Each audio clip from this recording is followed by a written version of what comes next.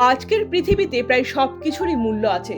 অর্থ ছাড়া যেখানে সুযোগ পাওয়াই কঠিন, সেখানে দুর্গাপুরের এমএমসি দক্ষিণ পল্লী সাংস্কৃতিক মঞ্চ এক ব্যতিক্রমী উদাহরণ সৃষ্টি করেছে। বছরের পর বছর ধরে এই মঞ্চে সম্পূর্ণ বিনামূল্যে নাচ, অভিনয় ও সাংস্কৃতিক শিক্ষার প্রশিক্ষণ দেয়া হচ্ছে।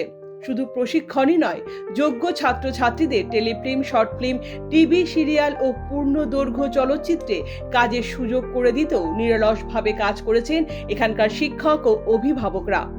এই অনন্য উদ্যোগের কথা জানতে পেরে পজিটিভ বার্তা পৌঁছে গিয়েছিল দক্ষিণ পল্লী সাংস্কৃতিক মঞ্চে।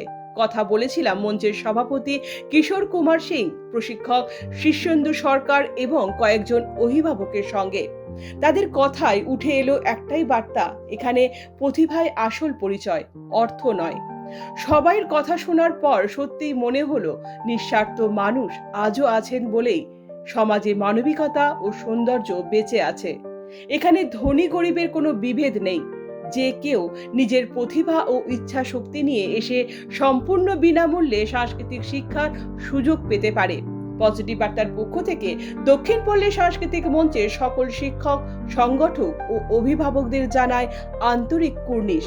তাদের এই মহৎ উদ্যোগ আরো বড় হোক, আরো বহু প্রতিভার স্বপ্ন পূরণের ঠিকানা হয়ে উঠুক। ধন্যবাদ।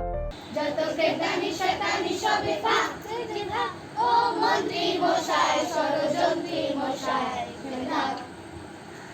দেখেছো ধুরকুর পিতায় এত বড় কুটি,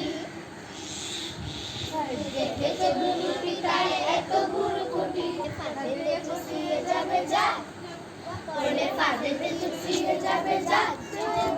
ও মন্ত্রী মশাই, ষড়যন্ত্রী মশাই। বলছি আপনার নাম? আমার নাম শীর্ষেন্দু সরকার। আচ্ছা, বলছি গুপিবাগা ড্রামা ইনস্টিটিউটের আপনি কে?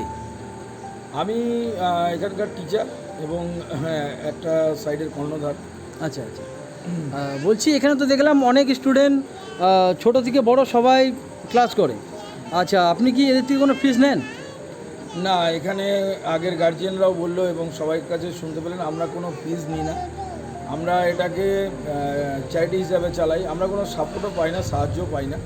আমরা আমাদের নিজেদের পকেটের পয়সা দিয়ে চালাই। কারণ এটা একটাই কারণ, সেটা হচ্ছে আমি ন্যাশনাল ড্রামা অফ আর্ট থেকে আমি শিক্ষিত এবং আমি ওখান থেকে শিখেছি এবং মিস্টার সুকচর পঞ্চম থিয়েটারের মিস্টার মলয় মিত্রের কাছে আমি শিখেছি।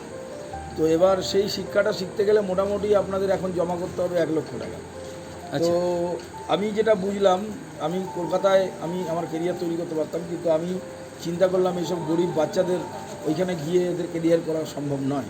ওই জন্য আমি দুর্গাপুরে থেকে আমি লড়াই করছি যাতে বাচ্চারা এখান থেকে শিখে বড় বড় জায়গায় কাজ করে। এটাই আমার পাওনা, আমার টাকা পয়সার দরকার নেই। আচ্ছা, বলছি আপনি আপনার আগামী দিনের জন্য কিছু কি ভেবে রেখেছেন? আগামী দিনের জন্য আমি বার্তা এটাই দিচ্ছি যে অনেক শিক্ষক আছে, অনেক নাচের শিল্পীরা আছে, ভালো ভালো শিল্পীরা আছে। তারা প্রত্যেকটা জায়গায় যদি একটা করে এরকম মঞ্চ তৈরি করেন এবং বিনা পয়সায় যদি সেখানে প্রচুর ট্যালেন্ট আছে আমাদের দুর্গাপুর, বর্ধমান, আসানসোল, প্রচুর ট্যালেন্ট আছে। সেই ট্যালেন্টগুলো আপনার বিনা পয়সায় যদি করান তারা উঠে আসবে এবং তাদের যে তারা একটা জায়গায় পৌঁছে দিলে অশেষ ধন্যবাদ তারা জানাবে, সেটাই আপনাদের পাওয়া। এটুকুই আমি চাই। আচ্ছা, ধন্যবাদ। আমি রিসেন্টলি সভাপতির দায়িত্ব পেয়েছি। আমার একটাই উদ্দেশ্য থাকবে যে গ্রামে গঞ্জে যেখানকার যে বাচ্চারাই থাকুক না কেন, তাদের কাছ থেকে কোনো রকম যেন পারিশ্রমিক না নেওয়া হয়, প্রথম। দ্বিতীয় কথা, অভিনয়কে যেন খুব সুন্দরভাবে যেন তারা আয়ত্ত করতে পারে এবং অভিনয়কে আয়ত্ত করে যেন নিজের বাড়ি পারিপার্শ্বিককে যেন সে সুন্দরভাবে গড়ে তুলতে পারে। যেন অভিনয়ই একমাত্র যে নিজের ভেতরের চরিত্রকে বাইরে বের করতে পারে এবং সমাজকে গড়ে তোলার পক্ষে সবথেকে সক্রিয় এবং মজবুত হথিয়ার যদি বলতে হয় তাহলে আমাদের অভিনয়। ম্যাডাম, আপনার নাম? আচ্ছা, আপনি কবে থেকে এই গ্রুপের সাথে যুক্ত? আমি অনেক আগে থেকেই শিখতাম, তারপরে মাঝে কিছুদিন গ্যাপ হয়ে গেছিলো, তারপর আবার আমার ছেলে মেয়ে দুজনকে নিয়ে আমি আবার এখানে এসেছি। ও আচ্ছা, আপনার ছেলে মেয়েকেও নিয়ে এসছেন আজকে এখানে ভর্তি করতে? খুবই ভালো। এখানে কত পয়সা করে নেওয়া হয়? না, এখানে টাকা পয়সা কিছু নেওয়া হয় না, এখানে ফ্রিতেই শেখানো হয়, খুব সুন্দর ক্লাস করা হয়, তাই আমার ছেলে মেয়েকে আবার ভর্তি করলাম। Thank you madam. আপনারা দেখছেন পজিটিভ বার্তা platform. Think positive, be positive.